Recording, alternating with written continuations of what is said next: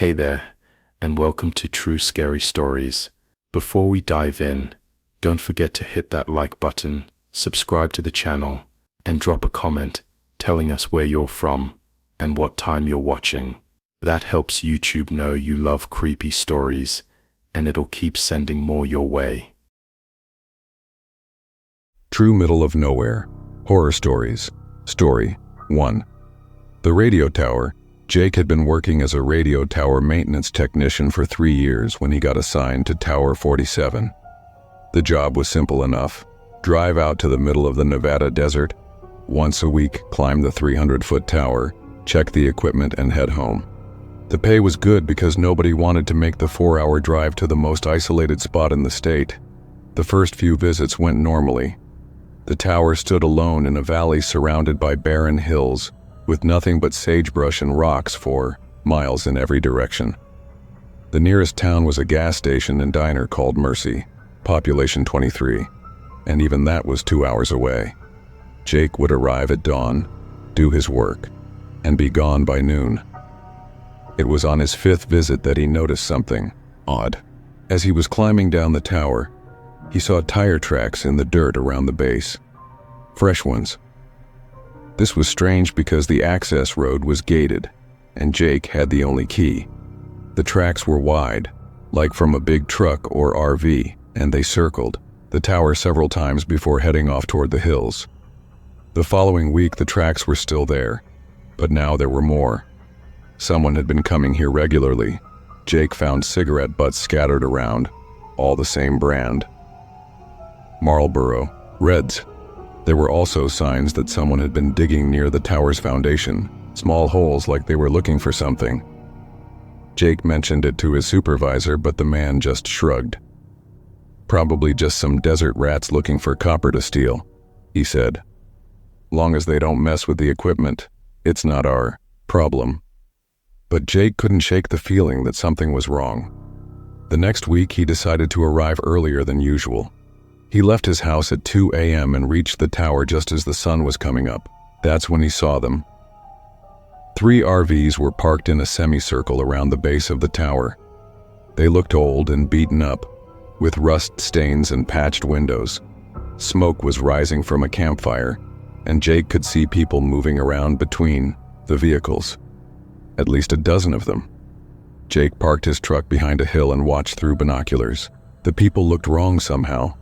They moved in a jerky, unnatural way like puppets on strings. Their clothes were dirty and torn, and even from a distance, Jake could see that their skin looked pale and waxy. One of them was digging at the tower's foundation with a shovel. The others stood around watching, completely still except for the occasional twitch or spasm. Nobody was talking. The only sound was the scraping of metal on rock. Jake waited for 2 hours, but they didn't leave. Eventually, he had to make a decision. He needed to service the equipment, and these people were trespassing. He drove his truck down the hill and parked near the tower. The moment his engine shut off, all the people stopped what they were doing and turned to look at him. Their faces were the worst part. Sunken cheeks, hollow eyes, and skin that looked like it was barely hanging on. Some of them were missing teeth, others had strange scars across their necks. "Morning," Jake called out, trying to sound casual. "I'm here to work on the tower. You folks camping?" Nobody answered. They just stared at him with those empty eyes. The one with the shovel slowly straightened up and took a step toward Jake's truck. Then another step. Soon all of them were walking toward him in perfect synchronization, like a choreographed dance. Jake's hand moved to his truck keys. "Look, I don't want any trouble. I just need to do my job and get out of here." That's when one of them opened their mouth and spoke. The voice was like grinding glass, barely human. "We've been waiting for you, Jake." How did they know his name? Jake started the engine and threw the truck in reverse. The people didn't run after him, but they didn't need to. As he backed up the hill, Jake saw something that made his blood freeze. More RVs were coming over the ridge, dozens of them stretched out in a long convoy across the desert, and they were all heading straight for the tower. Jake floored it. He drove faster than he ever had in his life. taking the dirt road at 60 miles per hour and not slowing down until he reached the highway. He called his supervisor from the first gas station he found. "I'm not going back there," Jake said. "Find someone else." His supervisor tried to argue, but Jake hung up. He drove straight home, packed his bags, and left Nevada that same day. He never found out what those people wanted with Tower 47, and he never wanted to know. But sometimes, late at night, Jake would tune his radio to the frequency the tower broadcasted. Most of the time it was just static, but occasionally, if he listened carefully, he could hear voices in the white noise. Dozens of them all talking at once in that same grinding glass whisper. They were still waiting. Story 2. The Abandoned Mine. Sarah Chen had been exploring abandoned mines for her geology thesis when she discovered the Black Rock Mine in the mountains of Colorado. According to county records, it had been closed since 1952 after a cave-in killed 6 miners. The entrance was supposed to be sealed, but Sarah found the concrete barrier had crumbled away, leaving a dark opening in the mountainside. She should have turned around right then. Every safety protocol she'd learned said never to enter an unstable mine alone. But Sarah was behind on her research, and this mine wasn't on any of the tourist maps. It was a chance to explore something truly untouched. The first 100 yards were normal enough. The tunnel was wide and mostly intact, with old rail tracks running along the floor. Sarah's headlamp cut through the darkness, revealing support beams that looked solid despite their age. The air was cold and had that metallic taste common to deep mines. It was when she reached the first junction that things started feeling wrong. There were 3 tunnels branching off from the main shaft, but only one showed signs of recent use. The footprints in the dust were fresh, maybe a few days old. Size 11 work boots based on the treads. Sarah followed the prints deeper into the mine. She told herself she was just being thorough, but the truth was she was curious. Who else had been down here? The mine was miles from the nearest road, accessible only by a grueling hike through rough terrain. The tunnel sloped downward at a steep angle. Sarah's altimeter showed she was already 200 feet below the surface. The walls here were different too. Instead of the rough-hewn rock of the entrance, these looked almost polished, smooth and dark like obsidian. That's when she heard the tapping. It was rhythmic, like someone hammering metal on stone. Tap, tap, tap. Pause. Tap, tap, tap. It echoed through the tunnels, making it impossible to tell which direction it was coming from. Sarah stopped walking and listened. The sound continued for about 30 seconds, then stopped.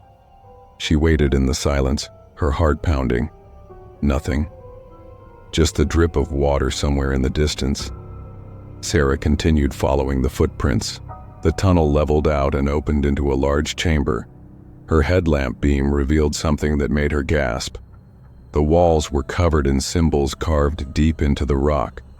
Not Native American petroglyphs. These were different, more angular, with sharp lines that seemed to hurt her eyes when she looked at them directly. In the center of the chamber was a pile of mining equipment. Old pickaxes, shovels, and lanterns that looked like they'd been there since the mine closed.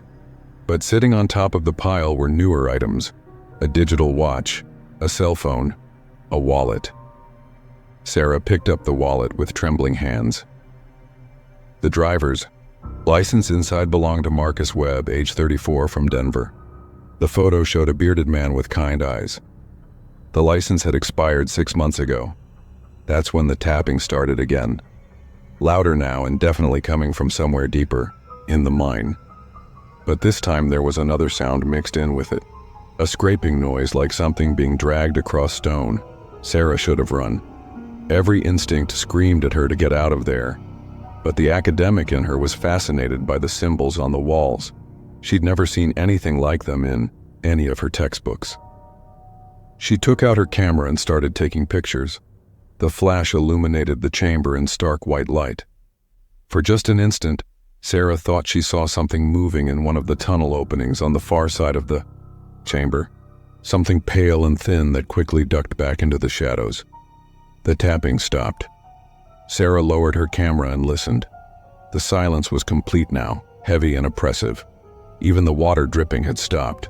It was like the entire mine was holding its breath. Then she heard the whisper.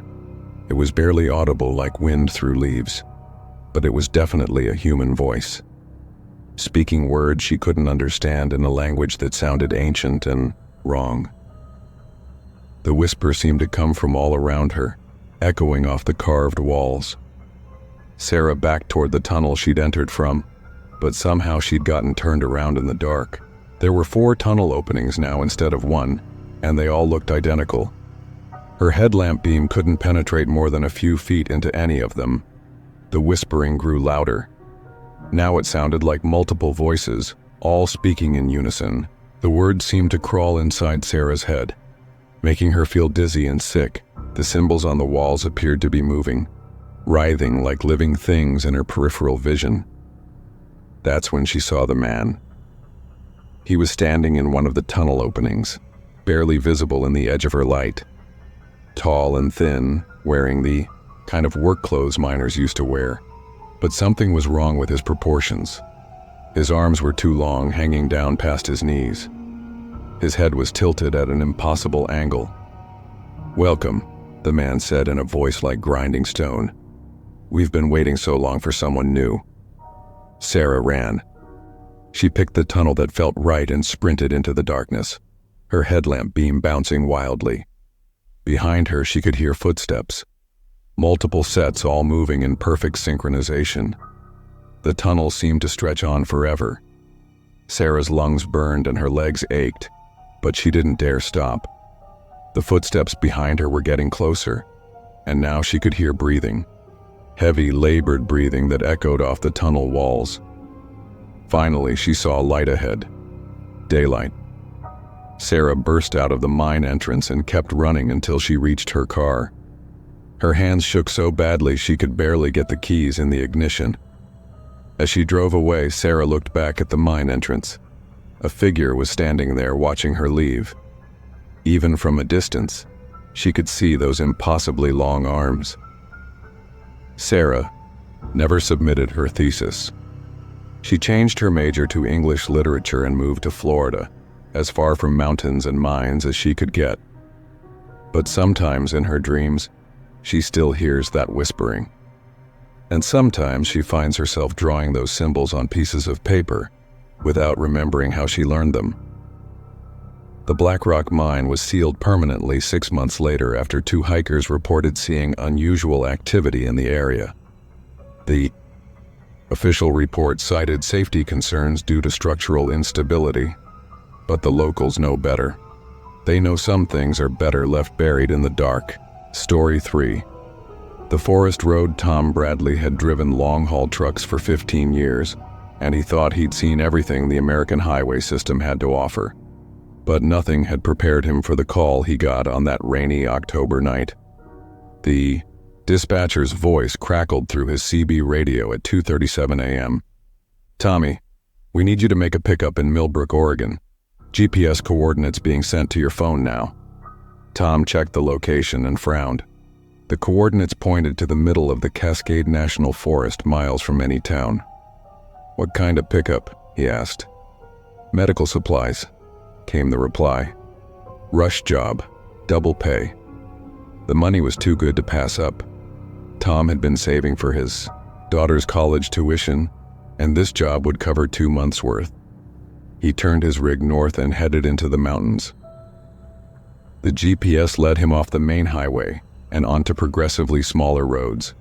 First a state route, then a county road, then a Forest Service road that was barely wide enough for his 18-wheeler.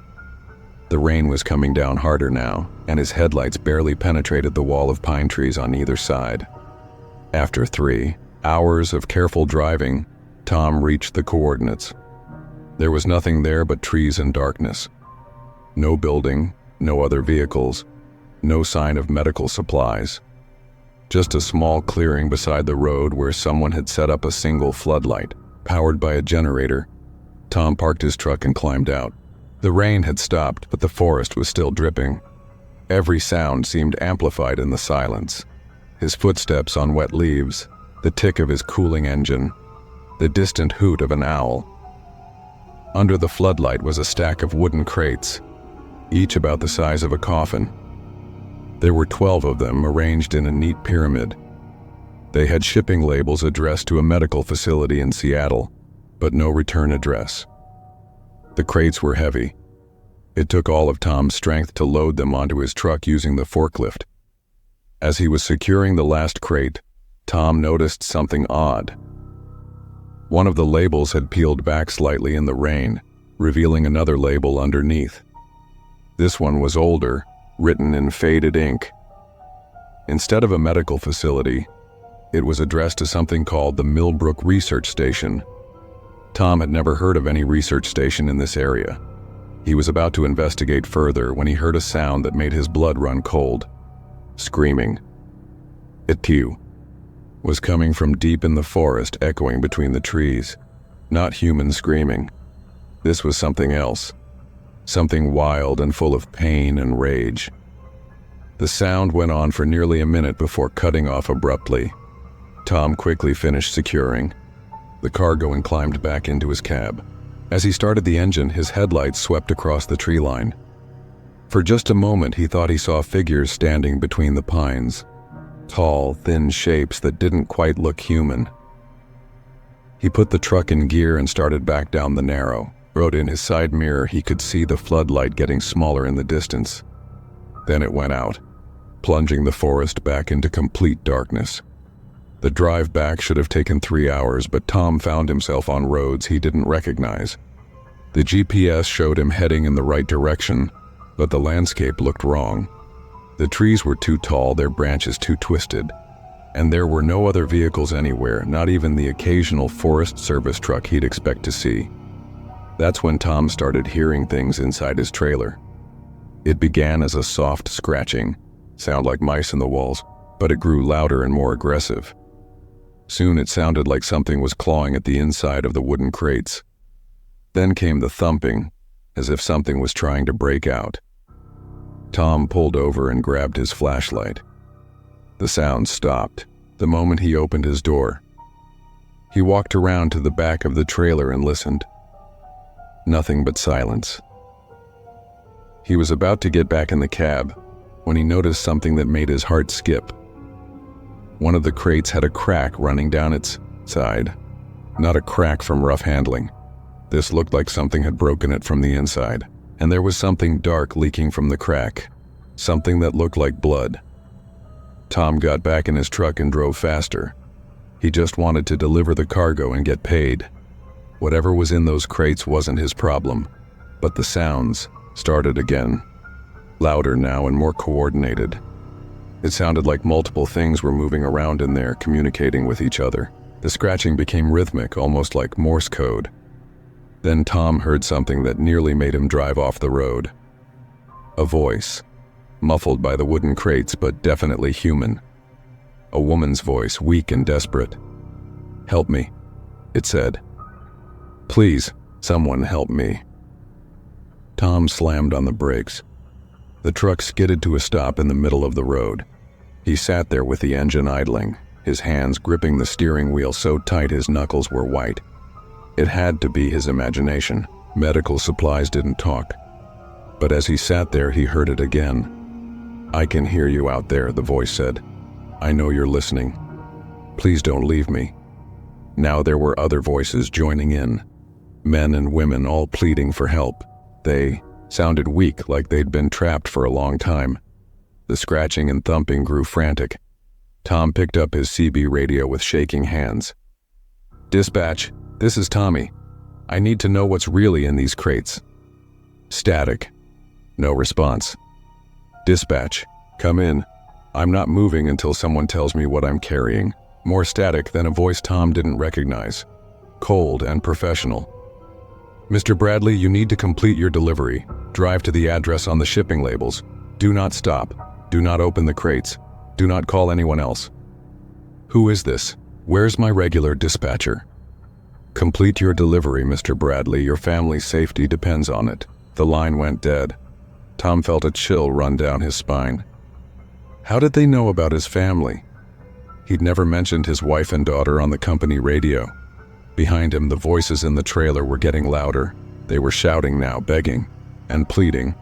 Some were crying, others sounded angry, demanding to be let out. Tom made a decision. He climbed out of the cab and walked to the back of the trailer. His hands trembled as he reached for the latch. "Don't do it, Tommy." Tom spun around.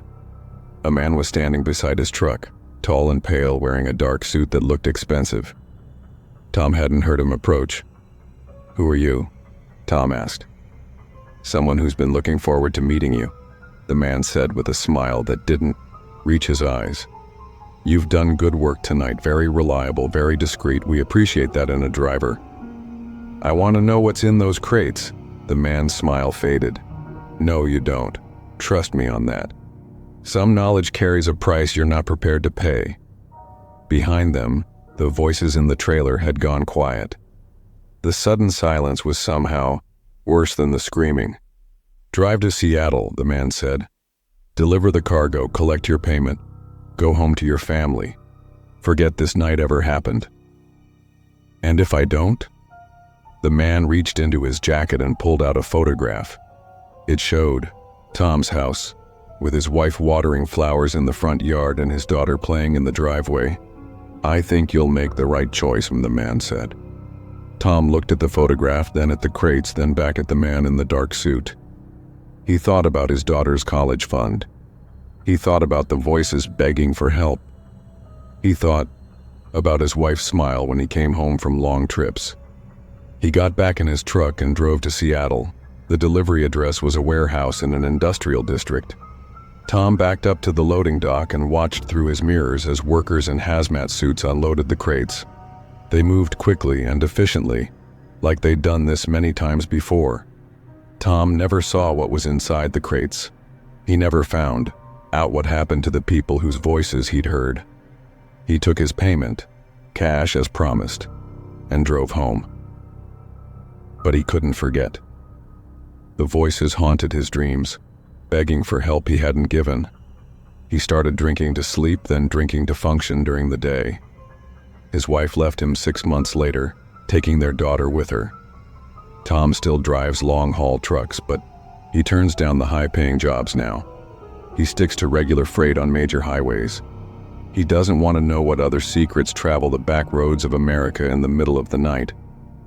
Sometimes, though, when he's driving alone in the dark, Tom thinks he can still hear those voices calling his name.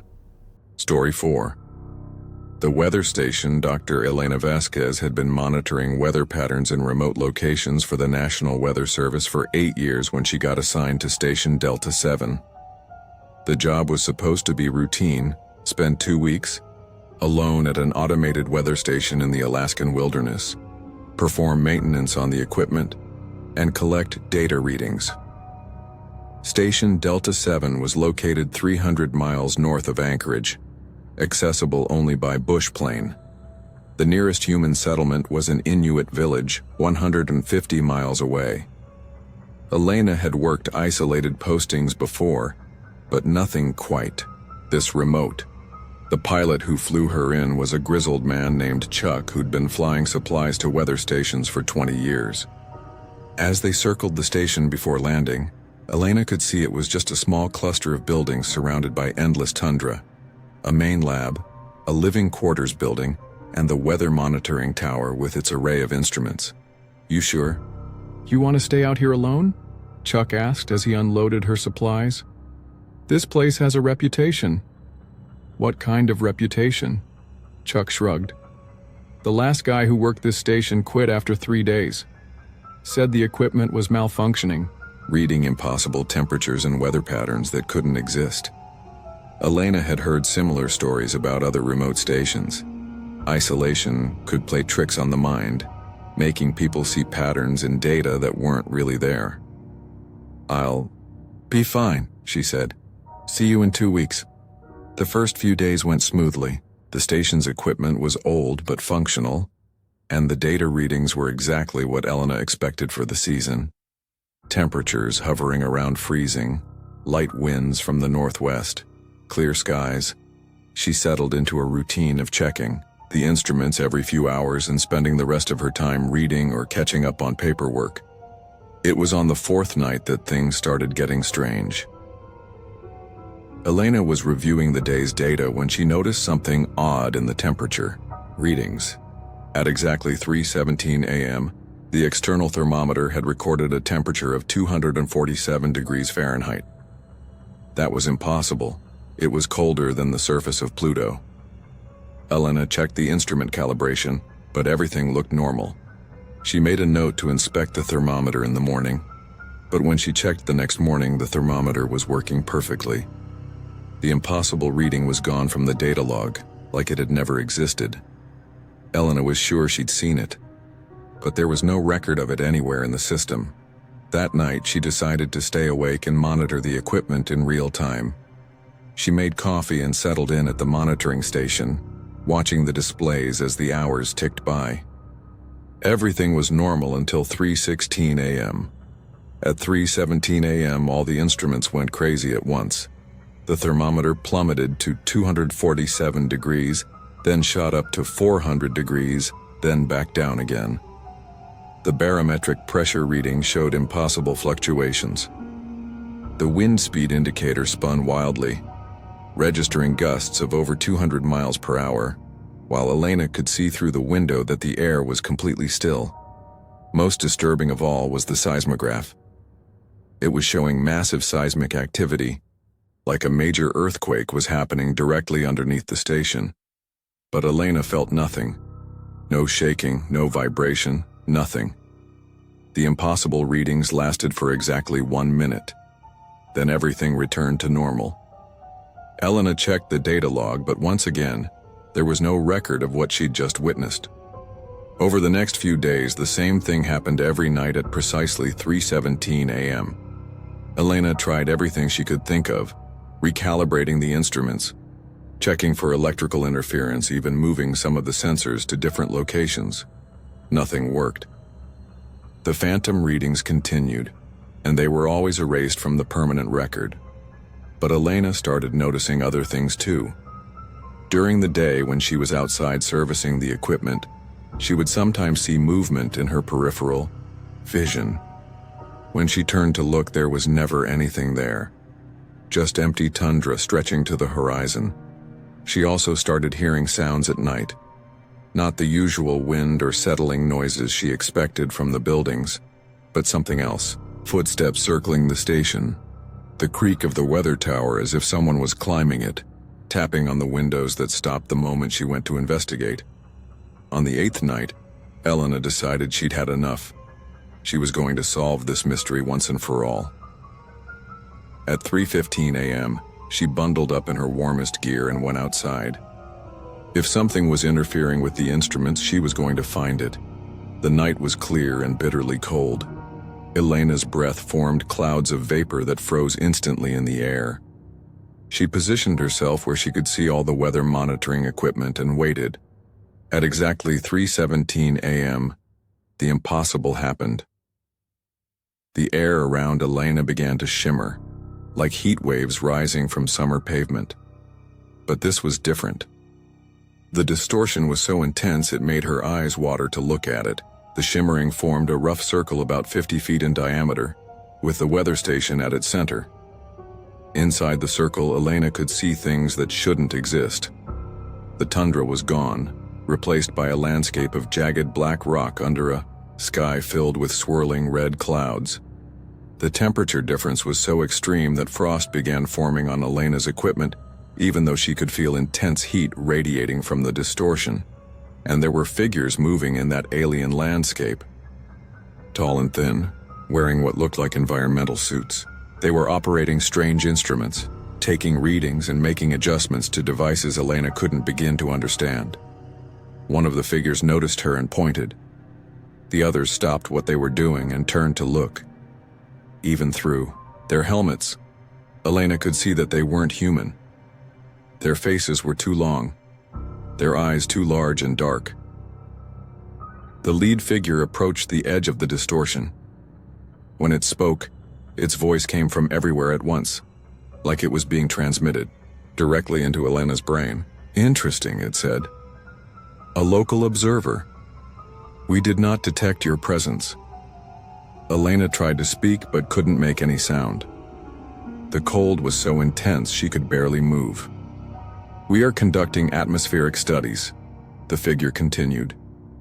Your instruments are primitive but serviceable for basic monitoring. We have been borrowing their data transmission capabilities. The figure tilted its head, studying Elena like she was a lab specimen. You have observed our work. This is problematic. Elena found her voice. What are you? We are researchers like yourself, but our methods require environmental conditions that do not naturally occur on your world. We create temporary pockets of suitable atmosphere for our work. The temperature readings, accurate measurements of our work environment. Your instruments are more sensitive than we anticipated. We have been editing the permanent records to avoid detection, but we did not account for direct human observation. The shimmering began to fade around the edges. The alien landscape started to blur and dissolve. Our work here is complete, the figure said. We will not return to this location. You may continue your observations without further interference. The distortion collapsed in on itself with a sound like thunder. Elena found herself standing alone on the empty tundra, her instruments reading normal temperatures and conditions. She stumbled back into the station and spent the rest of the night writing down everything she remembered. When Chuck came to pick her up 6 days later, Elena showed him her report. Chuck read it over twice, then handed it back. You know no one's going to believe this, right? I know, but I had to document it. What are you going to tell the weather service? Elena looked out at the endless expanse of tundra. Somewhere out there, beings from another world were conducting research using methods and technology beyond human understanding. They could manipulate atmospheric conditions in ways that seemed impossible, create pockets of alien environment in the middle of Earth's wilderness. I'm going to tell them the equipment malfunctioned, she said finally, probably due to electromagnetic interference from solar activity. Elena never worked another isolated posting. She transferred to a desk job in Anchorage, analyzing data from remote stations without having to visit them in person. But sometimes, when she reviewed reports from weather stations in remote locations, she would notice anomalies in the data, brief spikes in temperature or pressure that didn't match local conditions. She never reported these anomalies. She would just make a note in the file about possible equipment malfunction and move on. Because Elena knew that some research was better left undisturbed and some observers were better left unobserved. The official record shows that Station Delta 7 operated normally during her assignment, but late at night when Elena couldn't sleep, she would sometimes wonder how many other equipment malfunctions were actually evidence of visitors conducting studies in Earth's most remote locations, and she would wonder if they were still out there, borrowing data from weather stations across the globe, editing the records to hide their presence from curious human observers. Story 5. The desert highway. Maria Santos had been driving for 14 straight hours when she saw the lights in her rearview mirror. She was on a desolate stretch of Highway 50 in Nevada, the road they call the loneliest highway in America, trying to make it to her sister's wedding in California. The gas gauge was getting low, and she hadn't seen another car or gas station for over an hour. The lights behind her were unusual, not the typical white headlights she was used to, but a strange blue-green glow that seemed to pulse rhythmically. At first, Maria thought it might be a police car, but there was no sound of a siren and the lights weren't flashing in the right pattern. She slowed down and pulled to the right, expecting the vehicle to pass. But instead of passing, the lights maintained their distance, staying about a quarter mile behind her. Maria could see them clearly in her mirrors, two orbs of cold light that seemed to float just above the road surface. Maria had heard stories about this stretch of highway. Truckers talked about strange encounters in the middle of the night, unexplained lights and vehicles that appeared and disappeared without explanation. She'd always dismissed them as trucker folklore, stories told to pass the time during long hauls. But now she was experiencing it firsthand. She pressed the accelerator, bringing her speedometer up to 75 miles per hour. The lights kept pace effortlessly, maintaining that same distance. Maria tried slowing down to 50.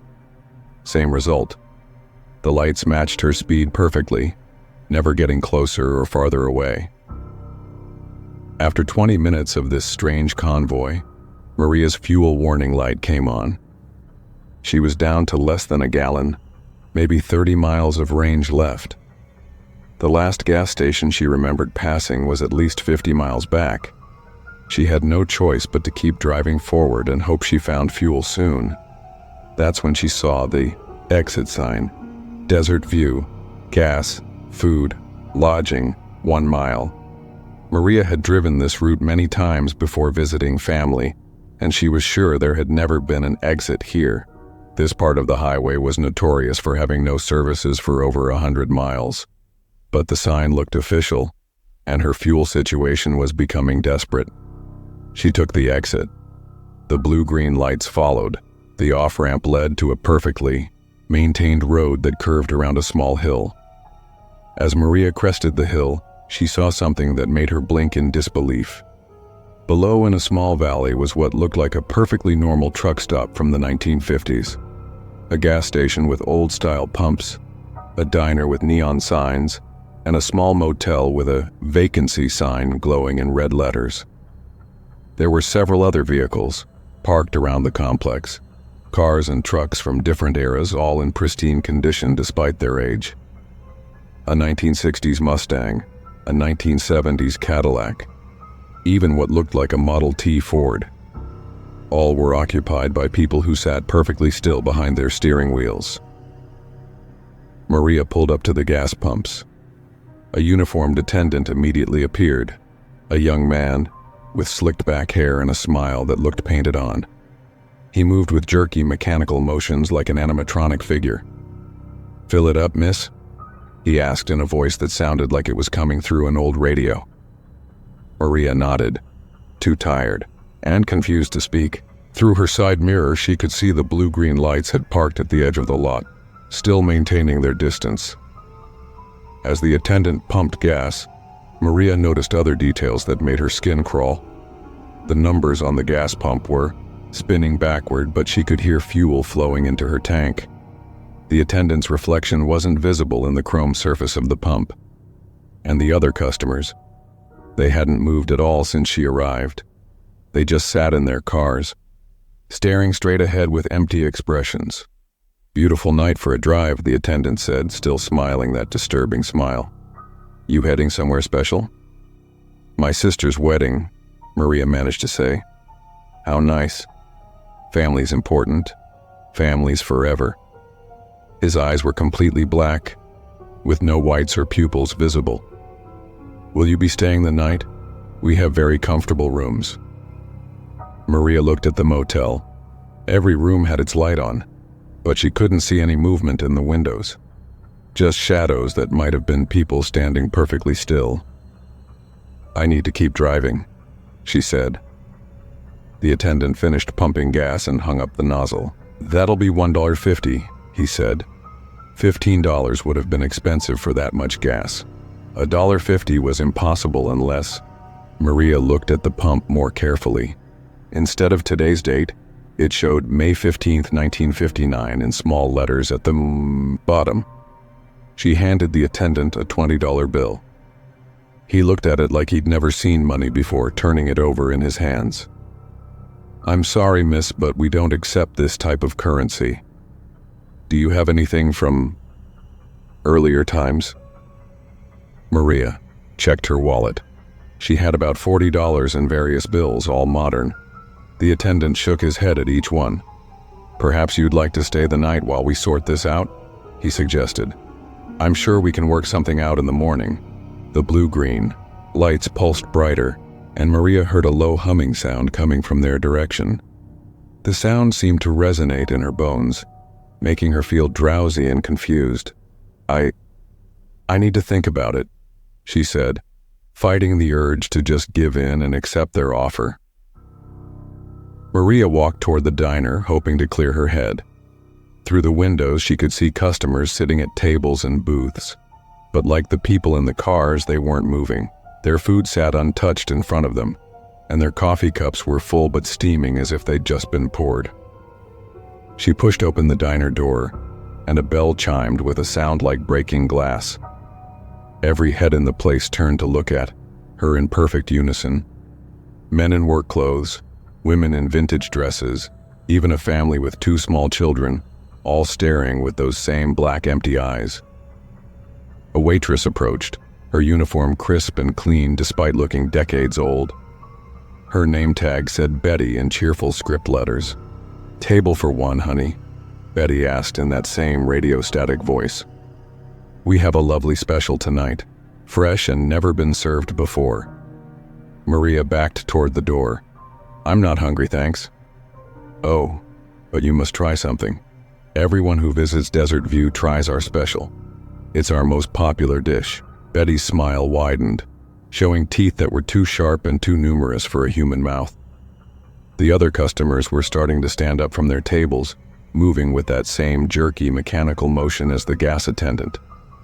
They formed a loose circle around Maria, blocking her path to the door.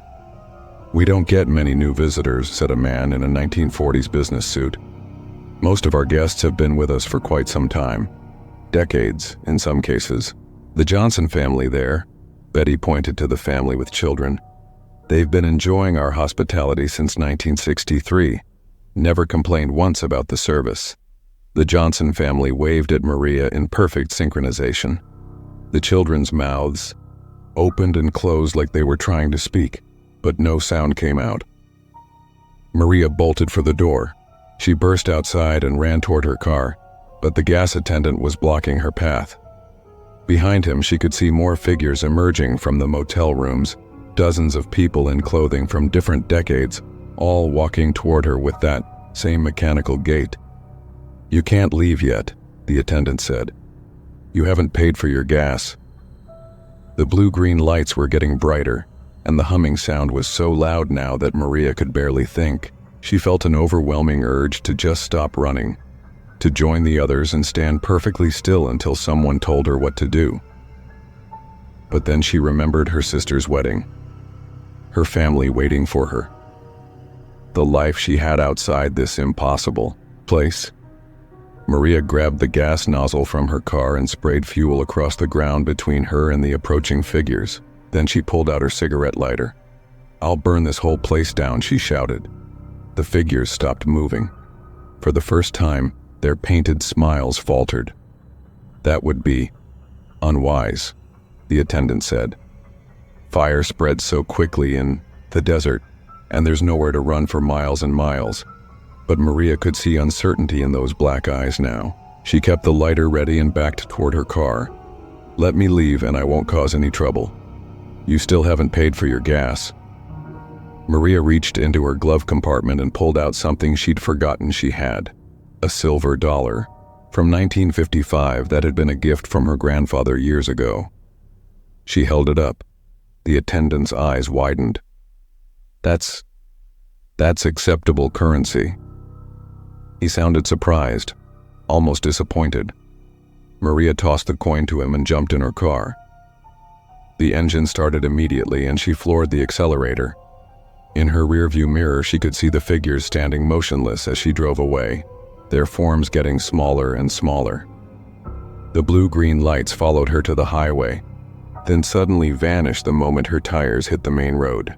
Maria didn't slow down for the next 50 miles. When she reached the next town, Maria pulled into a modern gas station and checked her fuel gauge. It still read full, just like it had when she'd left Desert View. She asked the clerk about the truck stop she'd just visited. "Truck stop?" The clerk looked puzzled. "Lady, there's nothing between here and the next town but empty desert. Has been for as long as I can remember," Maria insisted. So the clerk pulled out a detailed map of the area.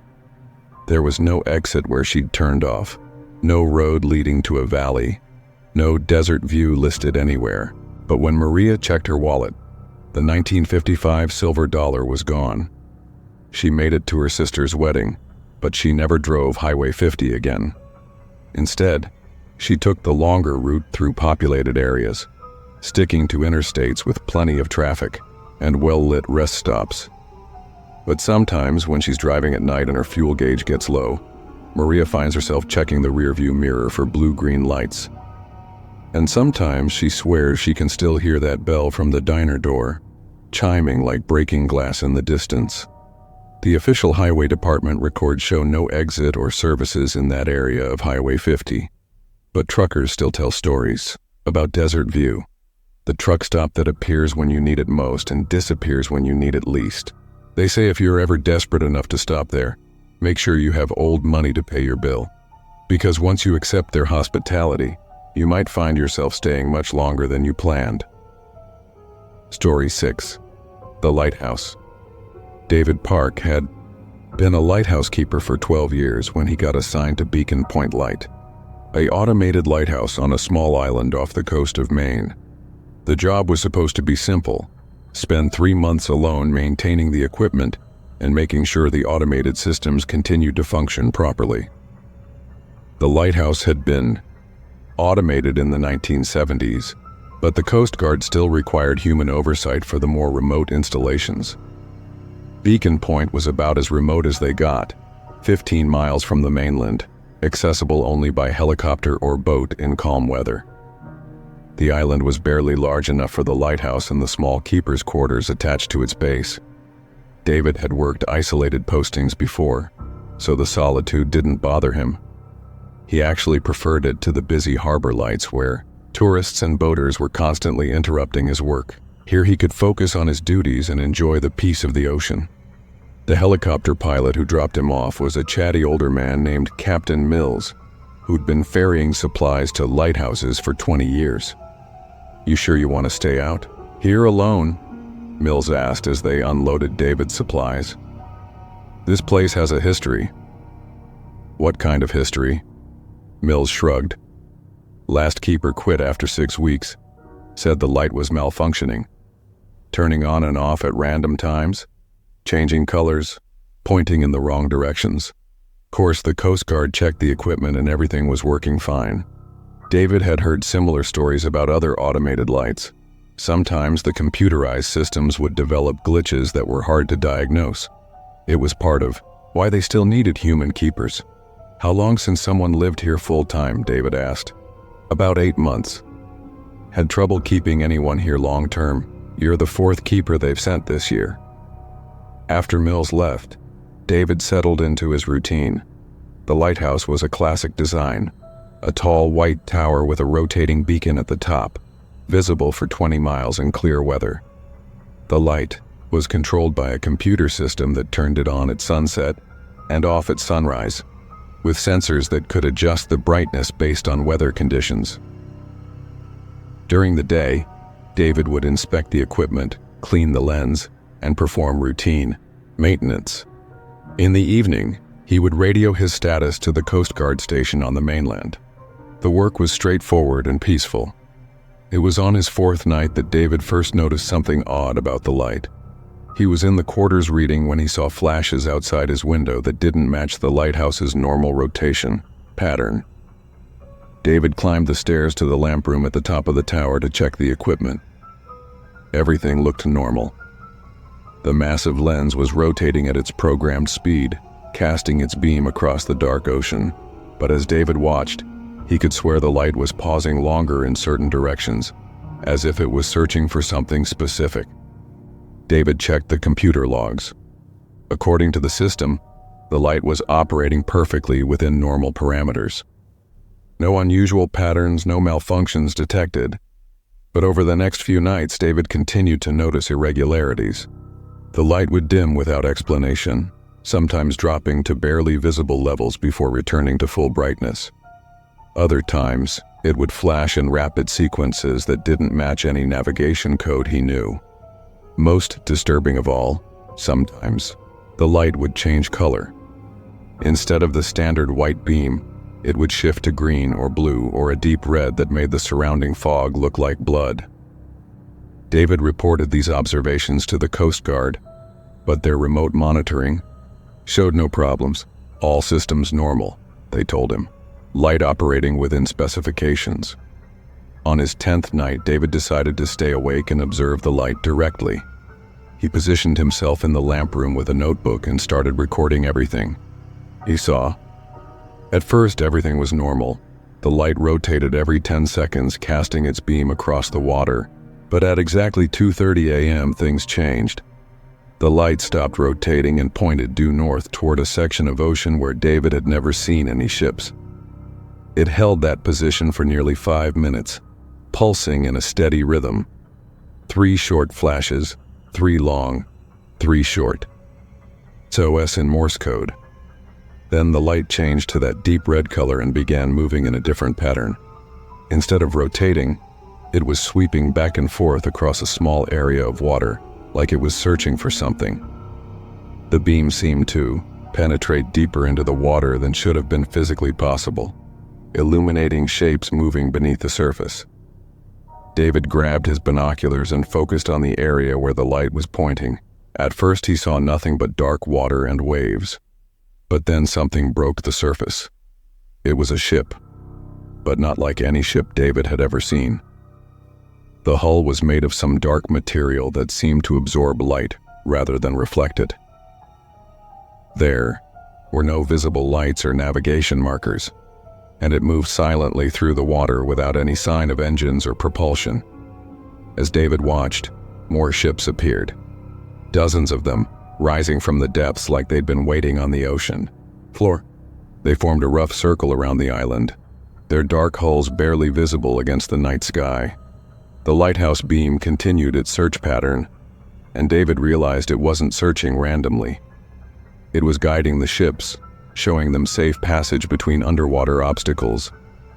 The light knew exactly where every rock and shoal was located, even ones that weren't on any nautical chart. Then the ships started signaling back. Lights began appearing on their hulls, not electric lights, but something that glowed with the same blue-green phosphorescence David had seen in deep-sea fish. The lights pulsed in complex patterns, communicating with each other and with the lighthouse in a code David couldn't understand. One of the ships approached the island. David could see figures moving on its deck. Tall, thin silhouettes that didn't quite look human. They wore what looked like diving suits, but the suits seemed to be part of their bodies rather than separate clothing. The ship anchored just offshore, and several of the figures dove into the water. They moved through the waves with impossible grace, more like dolphins than people. David watched them swim directly toward the island. He ran down the lighthouse stairs and barricaded the door to the quarters. Through the window, he could see the figures emerging from the water and walking up the rocky beach. Their movements were fluid and unnatural, and they left no footprints in the sand. The figures surrounded the lighthouse but made no attempt to enter the building. Instead, they simply stood there perfectly still, like they were waiting for something. David counted at least 20 of them, all identical in their strange diving suits. Then one of them spoke. Though David couldn't see how it was possible, the voice came from all around him, echoing inside the lighthouse walls. "Keeper," it said in a voice like rushing water, "we thank you for maintaining the beacon." "I don't understand," David called out. "What beacon? What do you want?" "The beacon that guides us home. The beacon that has called us from the deep places for longer than your kind has walked on land." David looked up at the lamp room. The red light was still sweeping across the water, and the ships were still signaling with their phosphorescent displays. "Your lighthouse is not for human vessels," the voice continued. "It is for us. It has always been for us." The previous keepers understood this eventually. What happened to them? They joined us. When their time on land was finished, they chose to continue their service in the deep waters. The beacon still needs tending, but it needs tenders who understand its true purpose. Through the window, David could see more ships rising from the depths.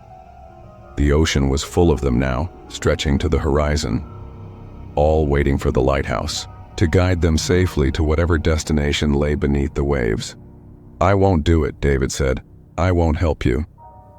"You have already been helping us," the voice replied. Every night you maintain the beacon, you serve our purpose. The light operates on frequencies your instruments cannot detect. It sends signals into the deep places, calling us home from our long journeys. David ran back up the stairs to the lamp room. He had to find a way to shut down the light to stop it from guiding these creatures. But when he reached the control panel, his hands wouldn't obey his commands. Every time he tried to touch the power switches, his muscles refused to respond. Respond. The beacon chooses its keepers carefully, the voice said. You were selected because of your dedication, your isolation, your willingness to serve faithfully. The beacon will not allow you to interfere with its purpose. David spent the rest of the night trying to shut down the lighthouse, but it was no use. The light continued its search pattern, guiding the dark ships through waters that should have been too shallow for vessels of their size. As dawn approached, the ships began to sink back beneath the waves. The figures on the beach walked back into the ocean and disappeared under the surface. The lighthouse returned to its normal rotation pattern, as if nothing unusual had happened. When Captain Mills arrived 3 weeks later for the scheduled supply drop, he found David standing at the end of the island's small dock, staring out at the ocean. How's it going out here? Mills asked. Any problems with the equipment? David turned to look at him. His eyes had changed. They reflected light now, like the eyes of deep-sea fish. When he spoke, his voice had that same rushing water quality. David had heard from the creatures. Everything is operating perfectly, David said. The beacon serves its purpose. Mills felt a chill run down his spine. You feeling okay, Dave? You look a little different. I understand my duties now, David replied.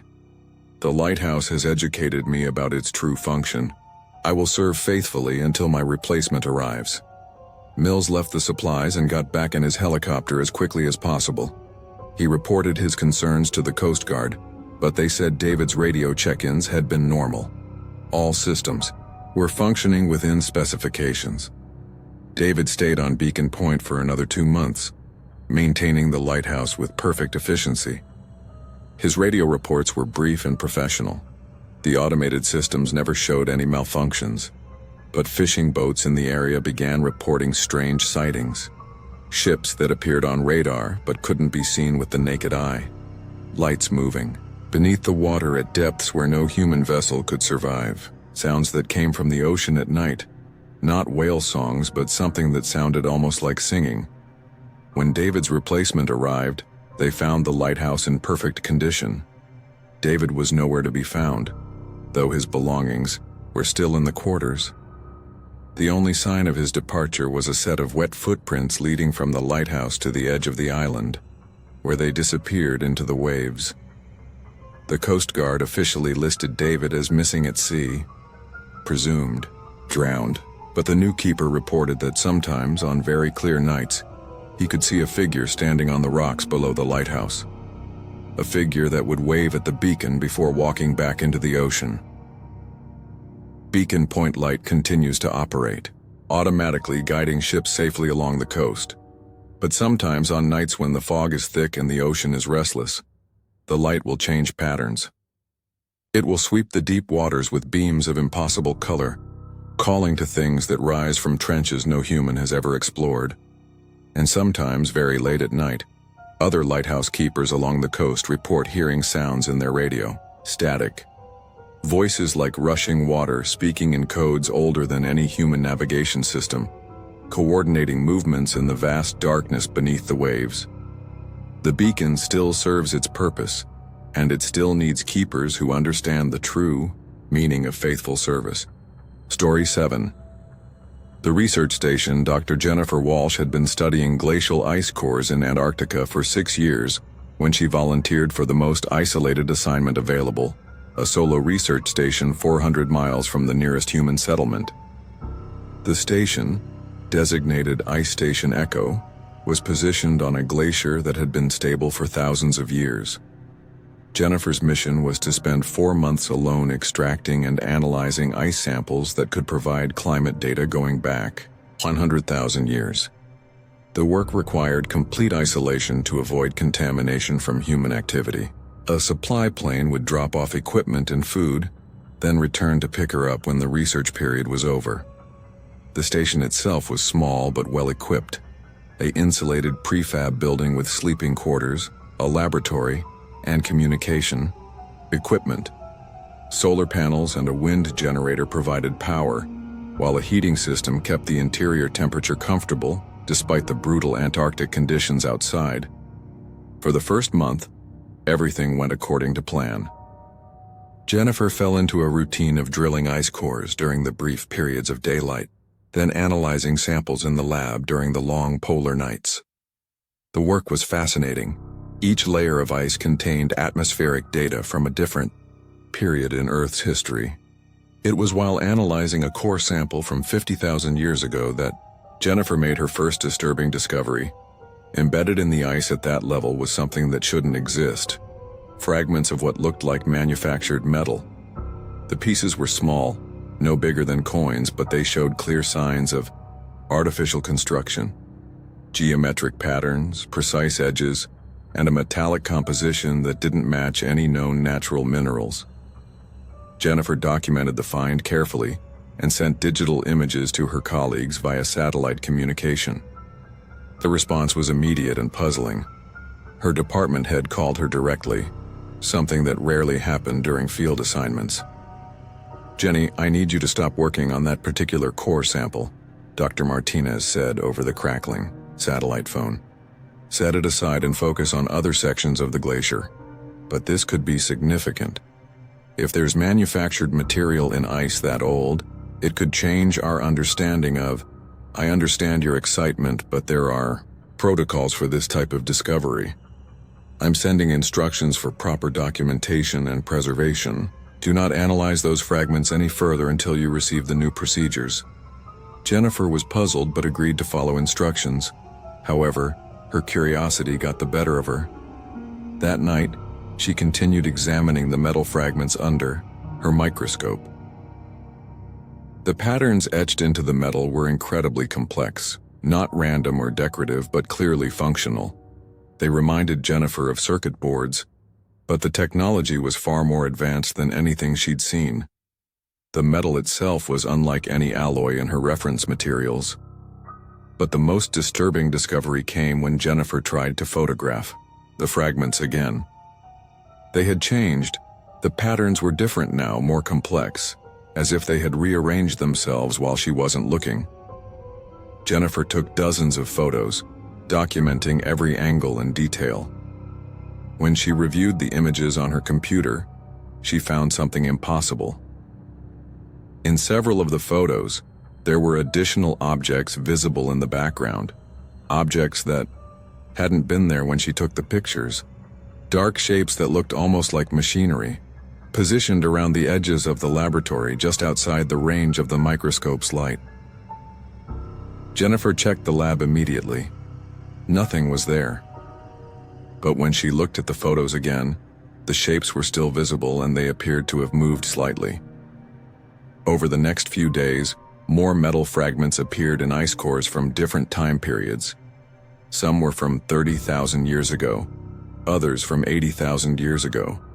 All showed the same advanced construction and shifting patterns, and the shapes in her photographs were getting clearer.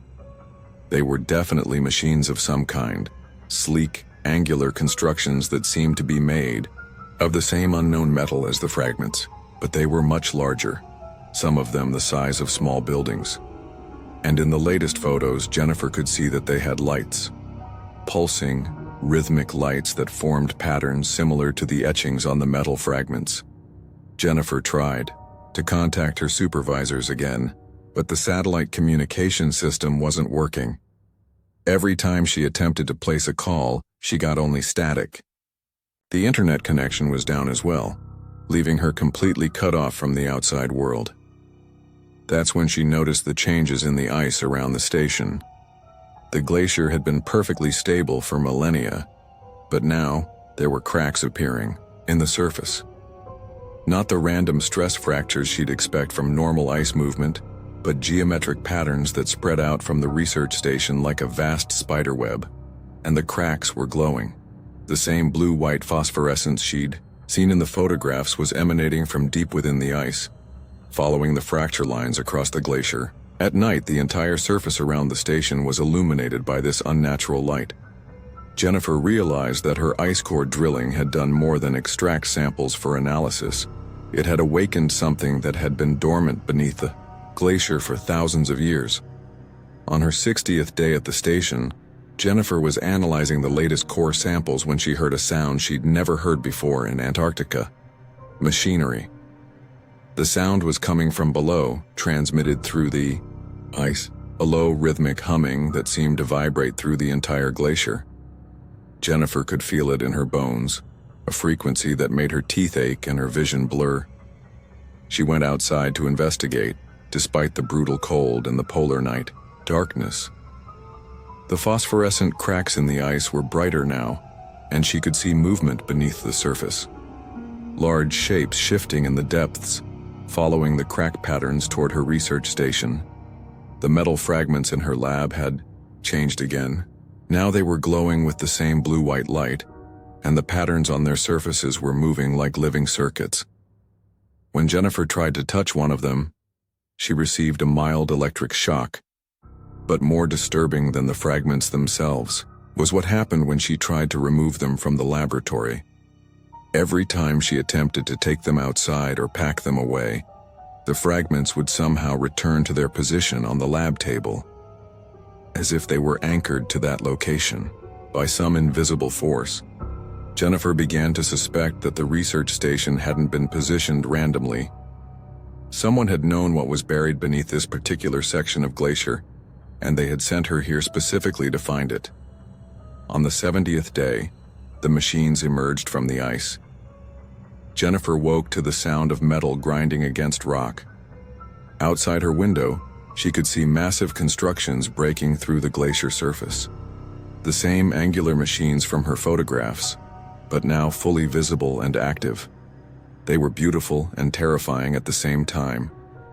Smooth surfaces that reflected the aurora in impossible ways, geometric designs that hurt to look at directly, and those pulsing lights that seemed to communicate in a language older than human civilization. The largest machine was the size of an office building rising from a circular opening in the ice about 50 yards from the research station. Smaller machines emerged around it, each one unique but clearly part of the same technological family.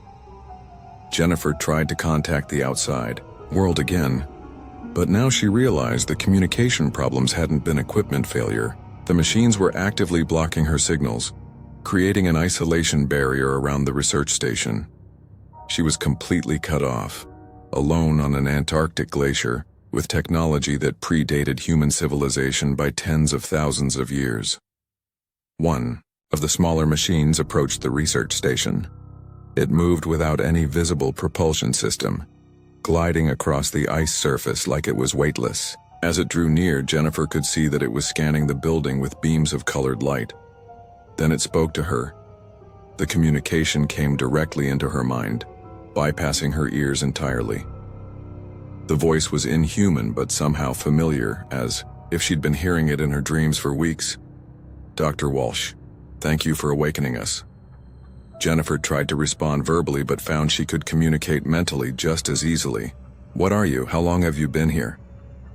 "We are explorers, like yourself. We came to study your world long before your species developed consciousness.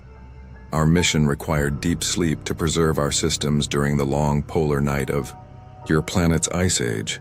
The metal fragments, monitoring devices, left in the ice to record environmental changes while we slept. Your drilling activated our awakening protocols." Jennifer looked out at the collection of machines surrounding her station. They were clearly far more advanced than anything humans had developed. "Why are you telling me this?" "Because our mission is not complete. We require a human collaborator to help us understand the changes your species has made to this world. You have been selected for this purpose." "Selected?"